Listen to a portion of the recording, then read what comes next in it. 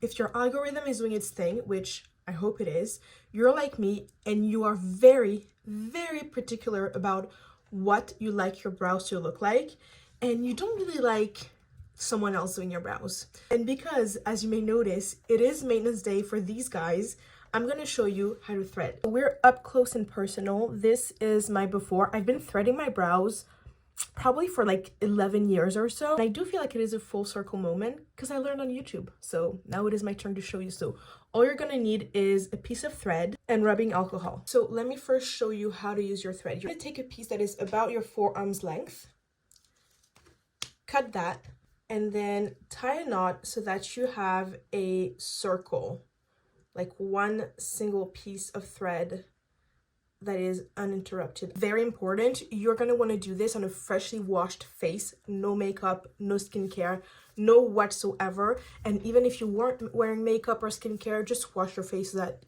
the impurities, the sweat, all of that is off your face. Of course, your hands will be washed prior to you starting, and then with the rubbing alcohol, you are gonna sanitize your thread. So take your thread in between each of your hands. So you see all of my fingers are in there except for my thumb. Now that that is done, I'm going to twist my thread about 8 to 10 times. What you will have is an hourglass shape, which has a knot in the middle, and this knot can move, and this is what is going to remove the hairs. When I'm doing my brows, I also like to just use a skincare headband because that way my bangs don't get in the way. So first, with the clean spoolie, I like to brush through my brows. I always start with the bottom part. And right now I'm going to show you the technique that I use to make sure that I have the most symmetrical brows that I can get. I take another piece of thread to get symmetrical markings on my face. So I like to shorten my brows. So I will press the thread onto my skin. You don't need to like hurt yourself. You will see that there's a mark right here. I like to start my brow here and end it starting from the corner of my nose, going to the end outer corner of my eye and pressing down. Because I like a straighter brow, I will take the beginning of the brow and press towards the temple so that I have a straight-ish line, and then go from the side of your nose through your pupil looking straight ahead and press down to get where your arc. I don't like to emphasize it, but I will do a slight angle, and then from that angle connect it to the end of the brow. Now you see that everything that is underneath those lines needs to go. I'm placing the knot before the hair, and then I'm just sliding the knot, and you see all the hair being pulled. I can also use the thread to push up the brows that I don't want to take away, and I will place the knot before the hair and then gently slide it to take off the hair. And to slide the thread, I'm using my thumb and my index, but you can choose whatever finger you feel more comfortable using. It is very precise, and I like threading because you can really get a neat and precise line. So you see I'm just pushing those brow hairs, which are very curly because, I mean, as you can see, I have curly hair, so my brow hairs also curl. And I'm just threading. For the front part of my brow, I like to raise my eyebrow so that the skin is taut, which is going to make it easier to thread. And you can go whichever way you like.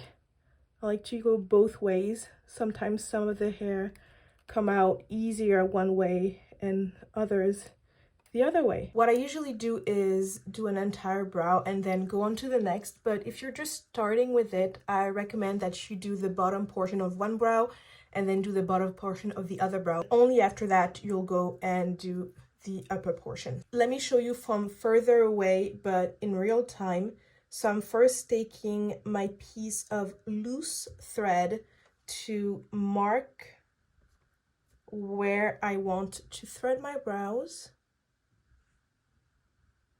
I think it's been like 3 weeks since I did my brows, so they're hairier than usual because I usually do them every 2 weeks. Like normally my brows, they will grow, like you see right here, all this hair is where it usually goes, so it goes down like this and it grows from there, but I don't like that, so that's not how I choose to groom them. So obviously it's gonna take a bit longer because I am talking through this process, but you will see that it is quite like a fast process when you get the hang of it. And because I was talking, my marks weren't like great. So now I'm taking my piece of thread. I am just looping it, and I will place the thread before, right in front of the brow, not the brow, the hair that I want to remove.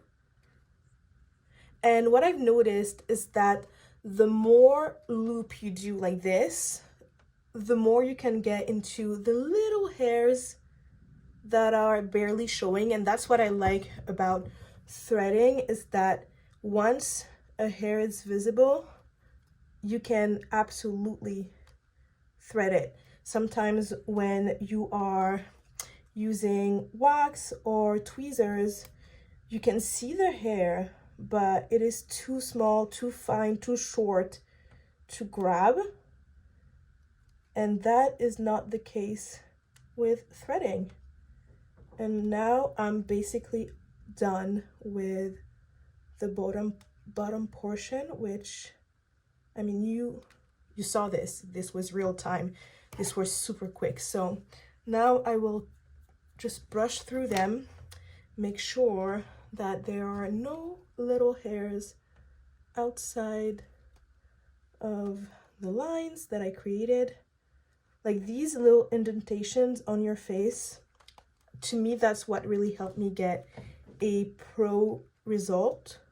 I also do the middle part of the brows before going on the upper part.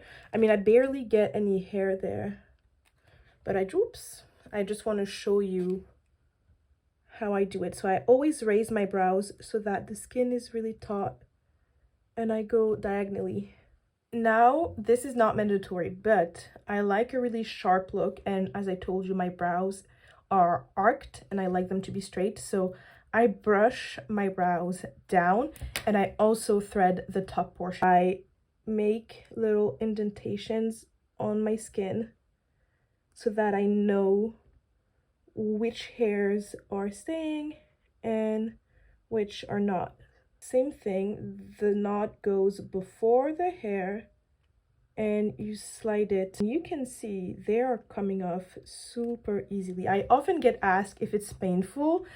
It really depends. Like, I am not sensitive when I do my brows. I am somewhat sensitive when I do my upper lip, which I'm also going to show you. But some, like my mom, I was going to say some people hurt. My mom, she cries whenever I do her brows. So it really depends, but I highly recommend you try it. So this little hair does not want to come off. When a hair doesn't want to come off, I just twist the thread some more. And like I told you earlier, the more loop you have in the thread, the more you can get the little fine hair. So now you see the difference doing the top portion makes compared to this one, which only has the bottom part that is done. Tell me that there is a better feeling than fresh brows. It makes me feel so good. Let me show you how I do my upper lip. So same piece of thread. I do want to mention, because my thread broke, you want to think about like the length of your thread as a crucial element of threading, because the shorter the thread, the more control you have. So for the upper lip, I'm just going to take my mirror. You want to use your movement to like really have a taut upper lip. So I will go like this. Ooh, you will see me twitch because my upper lip, as I mentioned, is more sensitive. Also, if you sweat, you might want to take a little bit of baby powder and just like go like this, because I find that one, it doesn't slide as easily when you sweat, but also you can burn yourself from the friction. I really like doing the upper lip because when you wear a lot of lipstick, if you don't do anything to your upper lip, which if you like that look, that is absolutely okay, but if you notice that there's a dark shadow, sometimes you tend to color correct, and it's just the little like, not hairs, they're not proper hairs, but the little like vellus hairs that are casting. My nose is tingling. That's sometimes what is creating the shadow. I do always recommend to thread your eyebrows and your upper lip at night. That way you can go into a like really soothing skincare routine. It is important to do your skincare after this because your skin might be irritated. So I like to start with a thermal water. It's not just water in a bottle. It has minerals in it, which is gonna help the pH of the skin to be perfect and to really like balance out. Plus, you know that applying your skincare onto a damp skin can boost hydration. Because threading is like a friction on the skin, like it doesn't really exfoliate the way waxing does, which is why you can go multiple times on the same area. It is still friction, so I like to use calming and hydrating products. This is great, I love it. This is the Dermalogica Ultra Calming Mist, and I'm gonna use Dermalogica again. We like their product. This is the Circular Hydration Serum. No active ingredients that are gonna irritate the skin tonight. Also, do not hesitate to use products that are this always happens, that are, I swear to God, that are going to calm redness, because your skin might get red. Oh, I forgot that I put a pimple patch on there. And, well, I'll have to put it again. I like to put my pimple patches, by the way, before my skincare. That way they adhere better, I mean, usually. This is definitely a time where an eye cream is a great addition to your skincare routine, because it is going to help bring more moisture to that area. So I like to go onto my brows. Also, because we're doing this at night, the little redness that can come through, especially if you have sensitive skin, will be gone by the morning. So I am really doing a hydration, moisture focused skincare routine, and I'm using the Healing Ointment by CeraVe, which acts as an occlusive, so that is great.